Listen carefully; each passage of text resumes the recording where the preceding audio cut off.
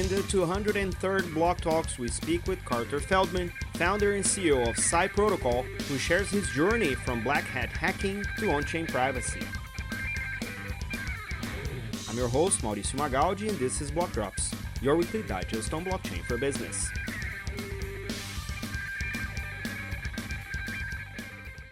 These news are not a form of endorsement, sponsorship, or encouragement for consumption, and are meant for educational purposes only. All right, everybody, I'm here with Carter Feldman, who's going to tell us who he is and what he does with blockchain. Carter, welcome to BlockTalks. Awesome. Thank you so much, first and foremost, for having me. I'm Carter Feldman, as you mentioned. I'm the CEO and founder of Psy. We're a next generation zero knowledge proof blockchain. I'm not sure how much your audience would be interested about myself, but I guess just a sort of very quick bio. I come from the more traditional security community. I was a well-known black hat hacker in my teenage years. Like if you ever were in an Xbox 360 modded lobby, we had a monopoly on that for several years. I was one of the premier, shall we say, Modern Warfare 2 and Black Ops hackers on within the Xbox space. I also built ModPU, which was like the first mobile Minecraft modding platform. We had like 20 million downloads or something like that. It was crazy. But some of my friends got arrested for black hat related stuff. So I kind of moved on from that. And I've been in crypto since my teenage days. You know, we used it as a form of payment then. I've always been a big libertarian, but I only really started getting professionally involved in blockchain about 6 years ago. When I started running EOS nodes. So I was an EOS. I don't know if you remember EOS. I was an EOS top 21 block producer for several years. We had over $1 billion stake to our nodes in EOS's heyday. And I've always been a big proponent of scale in blockchain, right? To try to get more product market fit, improve user experience, and really build the decentralized internet. But and about 3 years ago, I started working on Psy, discovered zero knowledge proofs, and we've been building Psy ever since. And looking to release a testnet very soon. So yeah, that's a bit about me. That's cool. Now, going back to your early days when you ran into crypto the first time, what was the thing that attracted you? What was the thing that made you think, this is an interesting thing. I need to learn more about it. Was it just the payments thing in that context? And if that was the case, what then kept you around? Back in the day when I was a kid, I had the problem of when people would want to pay for reverse engineering work or even just to get into one of our modded lobbies to rank up. Because I was a kid, I couldn't open my own PayPal account. And so I was unbanked, shall we say. And crypto was kind of the only way where I could really get paid without having to run it through my parents' account. And they didn't want their son having all this random payments coming in, what the hell are you doing kind of thing could be avoided with crypto. So it's just super easy payments. I was an early Mt. Gox user for that reason. That was also the pre-KYC days. So I actually currently don't have an exchange account on a centralized exchange, but those were the days pre-KYC. So it was a great way to get paid, and that's really what sold me. So I was a product market fit user for crypto, shall we say?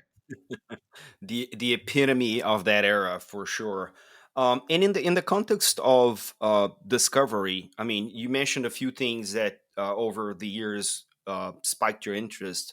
How did you navigate from one to the other? Was this deliberate studying and understanding product market fit to your cases? Was it more out of a sheer technological curiosity that you always had? Because hacker at an early age, I can only assume you were very handy with the tech and therefore very curious about what can be done with each particular technology. So I'm a process-oriented person. What is your process from researching, understanding, applying, and evolving over time? And how do you manage? Because it sure as shit comes with a huge mental load to try and manage all these, incoming overflow of information and interest and trying to manage all that. So I'm just trying to understand how your brain works when you go from one to the other and how do you incorporate one lesson learned from the other. Going back, originally, I started as a crypto user, right? Those were my teenage days, probably around 2014, 2015, around that time, crypto user. I've always been more on the libertarian side, so that part of crypto also has always piqued my interest. When Ethereum started taking off, I just gotten my first job. I dropped out of school, so I played around a little bit with Ethereum, and the idea of decentralizing the internet has always been very appealing to me. But I didn't really start to professionally get involved until EOS, because EOS was, I was very excited about Web3 as a concept, but I was a bit of a Bitcoin maxi just because Ethereum has never really been able to scale to a point where you could really build a decentralized web. And I think EOS, as one of like the first proof of stake chains, was one of the first chains that maybe they would have the scale. One might think maybe they have the scale to actually make a dent in making the internet a more trustless and decentralized place. So that's when I really got more involved professionally. And I don't know if your listeners know what EOS is or was. It's still around, sure. But yeah, so it was like the first proof of work or proof of stake blockchain that really went mainstream. So if you think of Solana, high performance blockchain, that kind of stuff, EOS really paved the way for that. And I was running one of the validators that, we validated hundreds of millions of transactions. So that was my first professional involvement. And throughout that time, I saw, while EOS was a very high performance blockchain, there were obviously problems with it. One of them being that Block One kind of took the money from the ICO and just never invested anything into the EOS ecosystem with it. The largest ICO of all time, but they never did anything for the community. Well, they invested in one project, right? Like the Everpedia, right? IQ, that was the only one, and then they said adios, right? So yeah, but on top of that, there were also some centralization issues. Like I remember one time when a DApp gets hacked, we're called up in the middle of the night and we're out there reversing transactions. Like this is not very decentralized, and it rang alarm bells in my head that eventually culminated in me deciding to step away from EOS. Fortunately, around that time, I had discovered zero knowledge proofs, and I took 6 months off of work and just immersed myself in the literature. So I spent 6 months learning the math of zero knowledge proofs, implementing zero knowledge proofs, and building the framework with the foundation for what eventually became Psy. So that's kind of my progression. Now, I've always been a programmer for this entire period, and being in the traditional security community, cryptography was something that I was also very familiar with. So that's kind of my progression. One of the things that I really like to understand from the people that I speak with in the show is motivation.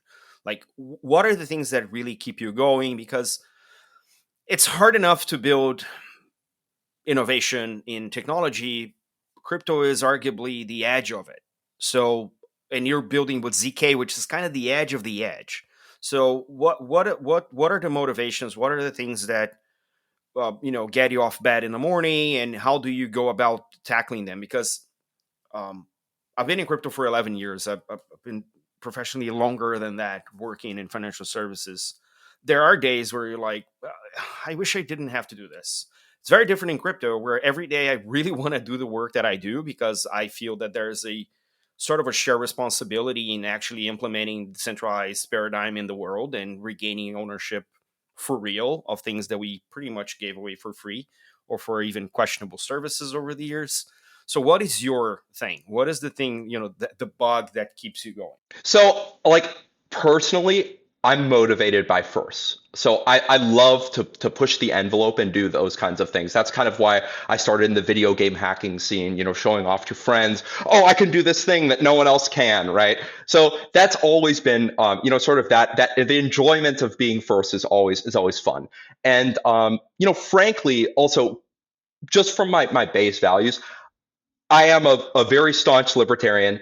Right now, it does seem that the internet is moving like at accelerating speed towards a dystopian future where it's like controlled by several tech monopolies, and in a world where the majority of people are spending more and more of their day online rather than in the physical world. This sort of results in a future you would believe that where like everyone spends their waking hours in these sort of digital dictatorships, which is not a great future. And what we're doing every day is making credible progress to building an alternative to that. So I see us as like this bifurcation in humanity where it's like we are going digital, we are going AI, we are going to live in cyberspace. Like metaverse for real is going to happen. It's happening, right? Maybe it's not like a video game or something, but like this idea where we're going to spend all of our time online or we're all going to be connected by the internet 24/7. It's happening for sure. We can see the progression now, and we are like what makes I guess exciting to work at Psy is that we are the other side to the fork in the road, and we're really the first blockchain to be able to do that. So every time we do, like, we're especially these days, since we're getting closer to our testnet, we do a benchmark. We get 200,000 TPS, 300,000 TPS. That means that 300,000 people can use our blockchain at once, right? So for us, that tantalizing impact, the progression towards the first truly like viral crypto dApp that normal folks can use, and which doesn't have an onerous user experience, is definitely a motivating factor. Um, because like it's not just about numbers; it's more about like I want to see a decentralized marketplace that can rival Amazon on chain. I want to see like crypto payments really take off and be fully private. So like those things, the fact that we're progressing towards those things makes it every day very interesting at Psy. But yeah, and I guess as just sort of an aside, like the people that I work with here at Psy are amazing. So like even if we're doing some sort of drudgy work of I don't know, load testing or writing test unit tests or something, like because everyone here is just like a good person and fun to work with, it's always entertaining. So yeah, I guess that's what gets me out of bed. I do feel that Web3 is for the people, and it sometimes feel, especially recently, and I kind of subscribe to your perception that there is a fork in the road. There is, I would say, mega centralization that we might need to fend off with mega decentralization, to a certain extent, and there will be many flavors of decentralization because, well, that's the nature of decentralization anyway. It's the diversity, and I do see blockchains as the technological materialization of the decentralized paradigm, and it's been a very interesting journey understanding how the tech and the ethos around the tech have evolved in the last 11 years. I really didn't expect meme coins to become a thing when I started, like, way back in the day with the Bitcoin white paper. And lo and behold, humans will human, I guess, and that's where meme coins are a thing. Now let's talk a little bit about Psy. How did you come to ideate around it? What's the early days story? You mentioned you were about to launch a testnet. Can you walk us through what are the joys and the challenges of building a protocol, layer one protocol? First and foremost, like it's probably good to get into like why did we build this thing in the first place. Overall, when I was running EOS validators, I was well aware of the blockchain trilemma. So every time you run a transaction on a blockchain, every single node in the network has to run it. So if you send out an Ethereum transaction, every single Ethereum node is going to run that contract call. Let's say I'm running some code on the USDT contract, right? Every single Ethereum node all around the world needs to run that code before your transaction can become confirmed, right? And we were dealing with this scaling challenge at EOS and trying to increase the scalability of the network. But you sort of get to this network bottleneck of like 9,000 TPS. And really to build a meaningfully better UX, you need to get more at like 100,000 TPS. So like the sort of or initial design of Psy came from an understanding of the dilemma where, with existing blockchains, let's say I wanted to, so like the way Web 2 scales is you split up the work between multiple servers, right? So like when Amazon wants to add more user capacity, they spin up new servers in their data center, right? We all know how Web 2 works. But with blockchain, of course, we can't do that because everyone needs to run every transaction. Otherwise, how do I trust that the other person processed the transactions correctly? They could have just sent a bunch of money to themselves and they could be lying.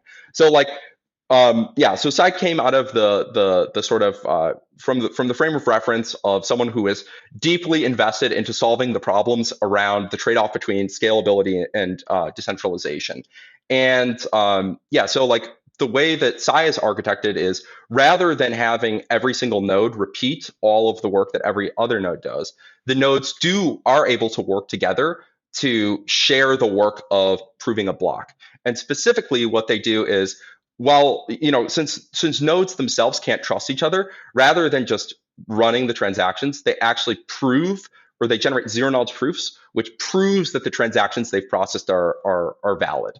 And then the nodes, rather than having to trust each other, can then verify and actually aggregate the proofs from one another until we end up with a single zero knowledge proof at the end of the block. So we build so on site, users prove their transactions locally. They send them off to the network, and then the network just aggregates them up into one big zero knowledge proof that you can verify on your Apple Watch in half a second. So yeah, like that's sort of the way that Psy works and the motivation behind why we built Psy. Because if you build this, you know, eh, have you ever tried to verify Solana from Genesis? Have you ever spun up a Solana validator? I have not. No. Well, you can't do it. You can't play back Solana from Genesis. There's a lot of chains that you can't do that with now. Um, yeah. So, but yeah, of course, with Psy, every block proof, it verifies all the transactions from Genesis because for us, each individual block proof not only verifies all the transactions in a block, but also the proof of the previous block, right? So by induction, because the previous block verified the previous block, and so on and so forth. If you verify the most recent proof, you've actually verified the entire chain from Genesis. So yeah, I hope that answers your question. Yeah, it does. Yeah. So you're using recursive proof for chain state validation throughout the life of the chain. So with Psy, there's another component to it, right? Because we also run all the transactions in parallel, and we let the users prove their own transactions. So to make that happen, we also needed to build a new state paradigm where individual users won't cause race conditions within a block. So you could think of it as we need to be able to not just aggregate the proofs of transactions in parallel, but also generate or run the transactions all at the same time. So we had to build a unique state model from that, but I won't get too much into the nitty gritty for that. But it's a very unique architecture. We had to sort of invent blockchain from scratch and center it around these recursive zero knowledge proofs in order to get to a place where we could build blocks in O of log n time or at web scale. Got it. Two things you touched on that I would want to double click on. The first one was your description of privacy in transactions. So the reason why I'm going to bring this up is full disclaimer. I'm the head of product for Midnight, which is zero knowledge proof oriented to privacy. It's a layer one. And we use zero knowledge for that specific original use case, which is privacy. And I really want to understand, in your case, you said we want to provide payments at scale that are private or something to that effect. How are you working on it? Because that's, I mean, I've been in the ZK space for like 3 or 4 years now, and it's still something that we are working on. Midnight is on a test net right now. So what is your take on privacy, and are you using anything in Psy that would leverage zero knowledge proofs for that? On Psy, we have a separate contract state for each user. So when I send you coins, what I'm actually doing is I'm burning a certain amount of tokens, and then I'm incrementing the amount of tokens, the total amount of tokens I've sent to you. So if you want to claim from me in the next block, once I've done that transaction, you can then show that the amount you've received from me in total is less than the total amount that I've sent to you. And then you can update that and then increment your balance by minting tokens, right? So that's sort of how the per user parallelism on Psy works. And the magical thing about that is because users, like one user's transactions in a block, cannot affect the result of other users' transactions in a block, because of that, they can prove their transactions locally. So the thing on Psy that you actually send off to the network is a zero knowledge proof and your state deltas. So the state deltas, for those who don't know, it's like you can imagine if I send someone $10, I have to decrease my balance by $10, right? And I have to increase the amount of sent to them by $10. So those two numbers have changed. So I need to tell the network that those numbers have changed. However, you can also encrypt them within the zero knowledge circuit. So the amount that I've sent to, let's say, another person can only be viewed by myself and that other person. And it's relatively trivial to implement in a zero knowledge circuit. And because you can prove the transactions for a user locally, the user sensitive data never has to leave their machine. So again, on Psy, the way that we implement privacy is fully bulletproof. Like your data never has to leave your machine. And again, the only thing that you have to send off to the network is encrypted state data and a zero knowledge proof. What the network is doing is it's taking those proofs that your user, you can think of as your user state container, has updated from some previous Merkle root to a new Merkle root, and then storing that encrypted data so it's available for the other people, but not visible or not. You can't understand it. It looks like gobbledygook, right? Military grade encryption, as some folks would say, but it's available for those that do have the key to decrypt it, like the other person that wants to receive the money, they can. So it's full privacy, full. It's the Z in ZK, capital Z.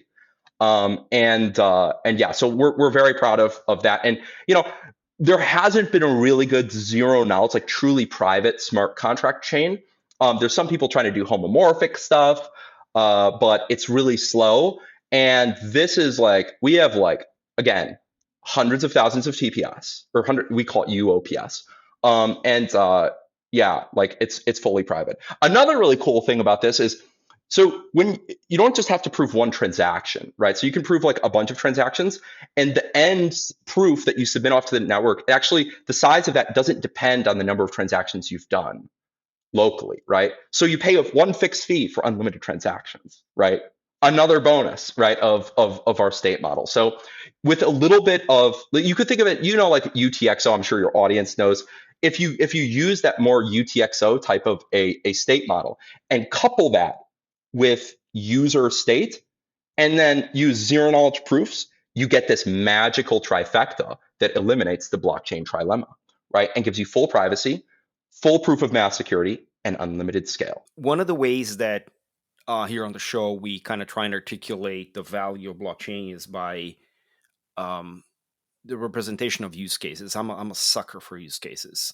Um, I know you guys have yet to reach testnet, but as you design this, you probably have a few or a handful or I don't know dozens of because it sounds like it is a general purpose blockchain. So I'm wondering what are the top three use cases you would see emerge from your community once this thing reaches testnet? Absolutely. I mean, first and foremost, payments. Like, if you want to do private payments, we are the best game in town. We can do Visa scale payments with full privacy. There's no one else in the space that can do that. And I think that for the folks that, let's be honest, for the folks that use blockchain for payments, most of them use it for anonymization and privacy related purposes. So for that crowd, we're going to be going full steam. We've got some stablecoin partners that we'll be able to announce soon. Yeah, we want to be the payments blockchain. Like we're coming for you, Tron, USDT. But yeah, so I would say first and foremost payments. Also, like one of the benefits of our wonderful user experience and our extreme horizontal scalability is that we can build order book dexes that can process thousands of TPS per trading pair, right? So if you look at something like a Binance or an OKX or an Upbit, they need to do thousands of transactions per second per trading pair. So you can imagine you have a BTC USD pair, they need to be going constantly, right, per pair. And no blockchain thus far can support that. Like Hyperliquid is probably the closest, but it's still not at that centralized exchange UX and also would not be able to handle a centralized exchange user base, which is why Hyperliquid is still more of a pro tail kind of a product. It's not like normal folks are using Hyperliquid yet. So we're going after order book DEX. We've got a few exchange partners that we're actually going to be building with. So one of them is LBank. I can say that publicly. So if I'm not sure if you know them, but they're like a medium-sized exchange. I think top 20 crypto exchanges in the world by volume. They're building an official non-custodial order book DEX on Psy on day one. It's private, so you're not going to, I guess, face some problems that others have faced at Hyperliquid. I don't want to go too much into controversy, but it's fully private, fully fully self-custodial, and yeah, guarantees that you don't end up in with an FTX situation with all your money gone, while also providing you that centralized exchange US. So I say that's probably the second one.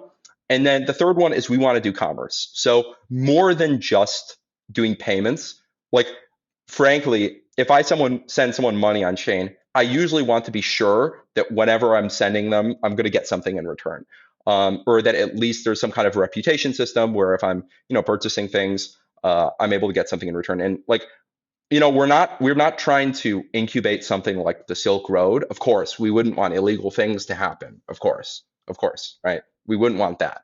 But with privacy, like I do think that as a libertarian, like decentralized commerce should be a thing. It must be a thing. And with Psy, we have one of these first times where we could build a decentralized Amazon on chain, where I'm not sure if you've ever tried to sell anything on Amazon, but if you're successful, Amazon will come in, find the factories you source your products from, and launch an Amazon owned brand that will, they'll rank at number one in their search results and take away all your sales. So we want to do commerce on chain. And then your standard DeFi fare, I think will exist on Psy in a more scalable form. But frankly, like there's also a part of me where I don't know, like what if you give this big development community like this new toy where they can make hyper scalable apps, it's sort of hard to know what people are going to do with it, right? I mean, we know the ones that like we're working with, because like with the stable coins and the DEXs, we're working with like big folks that already have large user bases. So like I'm confident that these applications will be successful. And also as someone that doesn't have a centralized exchange account, like I know as a user that this is something that appeals to me, and I know this kind of user group. But yeah, like you never know with these things. So I'm also hoping to be surprised by this. Building for builders is such a crazy thing because they will come out of the woodwork with something you didn't predict that they would be building on, and it's such an amazing discovery. As a product person, I'm really amazed, um, by the creativity of builders everywhere. It's fun, and it's a fucking privilege. As you build Psy and the things you've been involved with, you've been dealing with an industry that works 24/7, right? FOMO is a real thing in crypto. How do you keep yourself healthy? I mean, other than drinking your San Pellegrino as I do, what is what is your routine? Do you have anything that you've been tracking to keep yourself healthy in the industry? So I don't trade. I just hold Bitcoin. So I don't look at the price ever, really. Except, obviously you see on Twitter when people are celebrating. I'm not a trader, so I don't suffer from like the constant looking at the screen. Again, I just hold Bitcoin. So yeah, I actually like things definitely move very quickly in crypto, but like they haven't really moved very quickly, right? Like people are always making new things, but like when's the last time you're like, wow, this is such a cool crypto app that I would love to use, that you would want to use? It's been a long time for me. I think the last one, I think Friends Tech was kind of cool. It's sort of a gimmick, but you know what I mean? Like, I don't know. I haven't really seen a crypto product that's just been like, wow, this is so cool and useful for a very long time, man. So I don't know that it moves that fast. I think it's moved kind of slow. Like ever since NFTs kind of tapered off, it's been a real slow drudge. And I think it's just been like because of the bad UX, it's sort of hard to get product market fit. Like we don't need another Ponzi scheme, right? And a lot of this DeFi stuff is sort of like building additional complexity on top of Ponzi schemes, which is kind of boring. I don't know.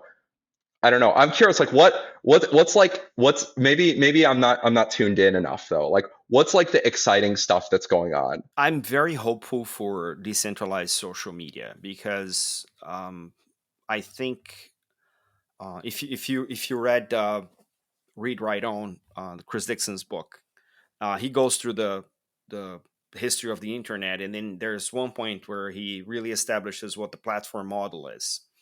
And the platform model is ultimately a process of building critical mass by offering a particular service, making the service essential, and then moving the bait and switch and moving into extraction mode, where you deplete the people that made your platform successful to their value from their value. And that is something that to me is starting to show. It Twitter had a lot of this. It kind of stabilized it.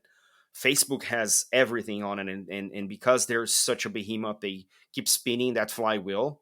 And more recently, LinkedIn, which was my personal choice for social media, now has just started completely sinking reach from anyone who's not a paying customer, but that have been, essential to their growth first and foremost. So I think decentralized social media is something that I'm really keen on seeing, but I haven't come across anyone that has the user experience that is not punitive to users. That the reason why mom and dad can use Facebook is because it's like stupidly easy, and therefore it's a non-trade-off to them.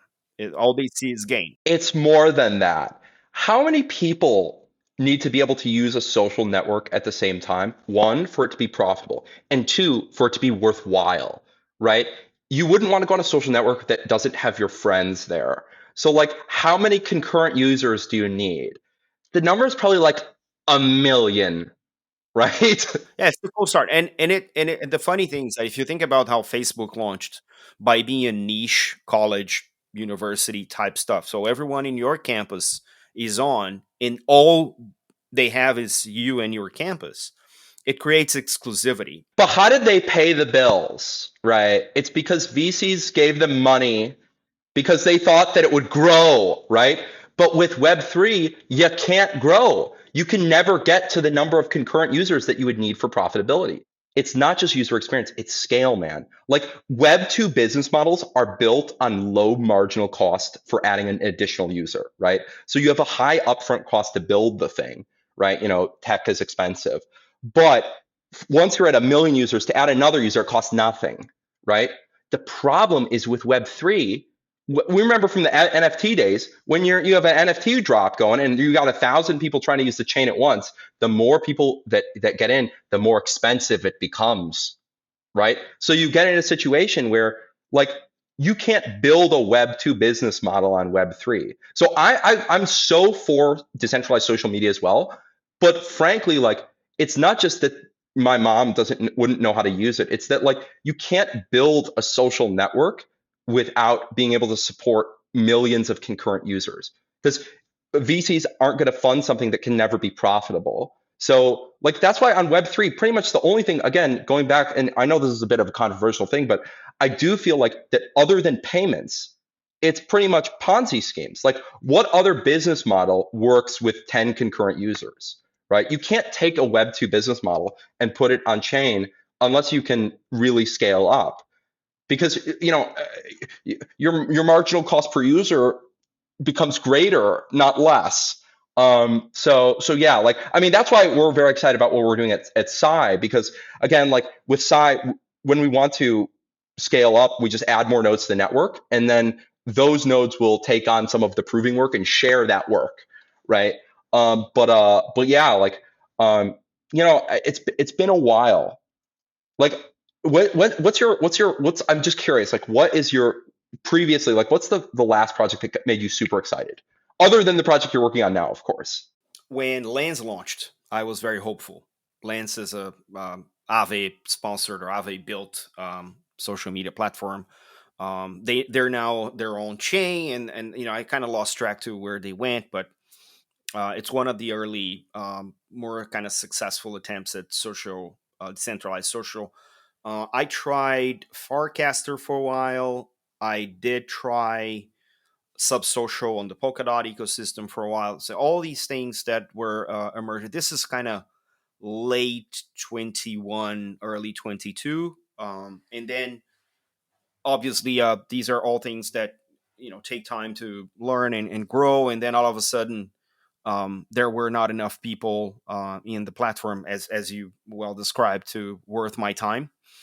And the thing is, the the social media model we know now is one of accumulation, centralized accumulation. When we talk about the decentralized paradigm in social networking, we're talking about accruing value to the edges, which is somewhat a disincentive for someone maintaining the core of the platform in and on itself, especially if the underlying data is super portable and can be moved from your platform to any other platform at any point in time. So the captive flywheel that you would have otherwise doesn't really exist. So I think there is a fine tune on the incentives model for decentralized social media that will emerge over time as we tune this more and more. But I would be very interested. I'm very hopeful for that because as a user of multiple social media platforms, I'm also the product, right? If the service is free, the product is used. So that's where we are now, and I'm hopeful that some scholar will come up with a new representation of that flywheel for the decentralized version of it. Did you ever use Steam It or like do you remember that one? So that one was very early. Um, that was a very early blogging and social media. So, I mean, I'm a big fan of Nostr, by the way, which is not blockchain per se, but I love Nostr. It has a native extension for you to send coins over Lightning, but like your messages are not recorded on Bitcoin blockchain, otherwise it'd be way too expensive. But as you mentioned, it's kind of like a nonprofit kind of a deal. Like to run a Nostr relay, you have no way to earn money from it. And it just means you have to store all these messages for people. Now, we actually do run a Nostr relay here. We run several actually. So we love that. But like, I don't know. I feel like maybe the client model will work. But yeah, it seems like decentralized social media is kind of an open question. But isn't that crazy though that it's been like for you like 4 years since something really got you excited? Like shit, man. Think about how much money has been invested into crypto and what we have given back to the community in a result. Like it's time for us to start like and this is why we're excited about science because like your positive impact on the world is like the amount of good you can do or the amount you can help an individual user multiplied by the number of users that can use your thing, right? So if only 10 people can concurrently use your thing, you're not going to be able to do much good, right? But if you can have millions of people using it, then we've got a chance. So yeah, like we're super hyped. But yeah, I know like privacy in ZK is coming around, and it's taken a while. Math is hard, but at the end of the day, like I think this is going to be the year of ZK, and I'm glad to hear that you're working on it as well. Hell yeah! In the sense of industry, we talked about it kind of tangentially, but what is the one thing that you say we need to solve it like right now to avoid working another decade or so and then realize we didn't fix this one thing and now we just couldn't move? What is that one thing and why do you think that is? We need to support web scale without sacrificing decentralization or security. And the reason is because we need to work fast now to make a viable, workable replacement for Web 2. Otherwise, we're going to go like at this fork in the road, we are going to just become further and further owned by the tech monopolies. So like there, as you mentioned before, it's an accumulation. There's kind of like this snowball effect. And if we continue to wait and not provide viable alternatives to these centralized digital dictatorships, then the digital dictatorships will reach critical mass and win. So it's important that we solve this now. And right now, there's a lot of chains that are going in the direction of decrease decentralization and increase performance, which of course you can do, right? Like if I want to make a decentralized PayPal, it's quite easy, right? I just take every server that PayPal runs, right? And I make copies of it in different data centers around the world, right? And every time someone sends an API called to PayPal, I have a server that sends it to all of the different data centers that are running a copy of PayPal. And then the servers just vote on what the state of PayPal should be, right? You could build PayPal scale. But the problem, of course, is that if you build that kind of a system, you end up in a situation where it costs millions of dollars to run a validator. So no individual user can actually check to see if PayPal is lying to them or not. And it's not possible for like if you increase right now we're in a situation where everyone is racing to increase the barrier of entry for validators so that their chains can be faster, right? And we love Solana, by the way. Like Solana is very transparent about this. Solana is making like their own like network for like different data centers, so that there will be certain data centers that have like direct fiber to each other, so that you get the fastest latency, right? And then you get they're transparent about it. Great for them. I think they're one of the few folks that are just focused on performance, and they don't like try to lie or confuse people with big words to make them think something that there's something that they're not, right? So I have respect for Solana for doing that, but I think this is the wrong direction. Like I think this direction and that's something that we saw with EOS, right? It's like you know this idea of giving if you give like having a trade-off between scalability and decentralization inevitably just leads to extreme centralization. It's kind of like the universe is either going to collapse in on itself, or it's going to fly apart, right? So like if you have a net attractive force, everything ends up coming to a single point, right? If you have a net repellent force, then everything ends up like super decentralized. So we need to just aim for the fully decentralized model, because this trade-off thing inevitably leads to you becoming just like a slightly slower centralized thing. Like yeah, so I mean for me, I think this is the most important the problem that we face. And right now there's a lot of people that are running off the mountain, right? So we're running in an opposite direction to a lot of folks. And I don't want to say that Psy is the last hope for humanity. I'm sure there will be other, and Maiden is great. There's lots of other, and your project, of course. There's lots of other chains that are pursuing this stuff. But yeah, I think it's very important that we move in this direction. That's cool. That's an interesting take. That's a cosmic take on decentralization. I love that. Um, in terms of onboarding new people, I mean, you are early on into this. If you have anyone in your surrounding, your life, that is not yet into blockchain, crypto, Web3, and you want to onboard them onto the industry, what's your usually approach to them in terms of reading, in terms of listening, watching, studying? What do you usually say? Here's a path for enlightenment if you want to participate. Sure. So first thing, watch the Block Drops podcast, right? Oh, come First on. and foremost. Um, and then on top of that, I mean, like, I would say Swan Bitcoin is a controversial organization, very controversial. They put out great educational content. They're also the folks that do, oh, what's the TV show called? It's such a wonderful TV show. The Libertarian TV show. I forget what it's called.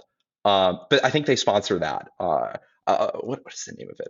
Swan Bitcoin TV show. It's wonderful. I would definitely recommend that. Um, but yeah, that's a great question. In terms of actually onboarding them, I'm a fan of decentralized wallets and managing my own keys. So like I usually will give people a free hardware wallet if they're close enough to me, just so they don't get FTX'd. Again, I don't have a centralized exchange account, but yeah, I'll tip them. I'll send them some Dogecoin usually. Yeah, hands on is probably the best way to just get some of the stuff started. Cool, man. We're about time, and I really appreciate you taking the time with us today and sharing, so much about what you're building, your story, and the things that interest you. And I love the debate on the cosmic version of decentralization. I'll probably steal that. I'll steal that quote for sure. How can people keep tabs on you, what you're building, and understand more where you're headed? You can follow me on X. It's at CMPEQ, or at Psy Protocol on X/Twitter. You can also visit psy.xyz, psy.xyz, our official website. It's got all that information there. But yeah, thank you so much for having me. It's been a pleasure. Awesome. Carter, hope to bump into you in a crypto conference somewhere in the world. Let's do it. See you next time. Thank you.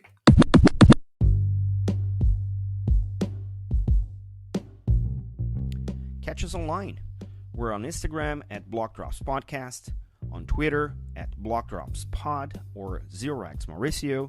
We're on Lens at blockdrops.lens. We have a newsletter on LinkedIn. Write to us at blockdropspodcast@gmail.com, and you can listen to the Blockdrops podcast at Spotify, iColab, Faberbun Tech, and all of the other major streaming platforms. Yay! Shout out to Carter for such a sick story, from black hat hacking to on-chain privacy. I love that. Shout out to Will Haskins for also setting up this interview. And don't forget to leave the ratings on your favorite player. And check out the merch store at blockdropspodcast.xyz. This is all for today. Stay rare, stay weird. LFJ.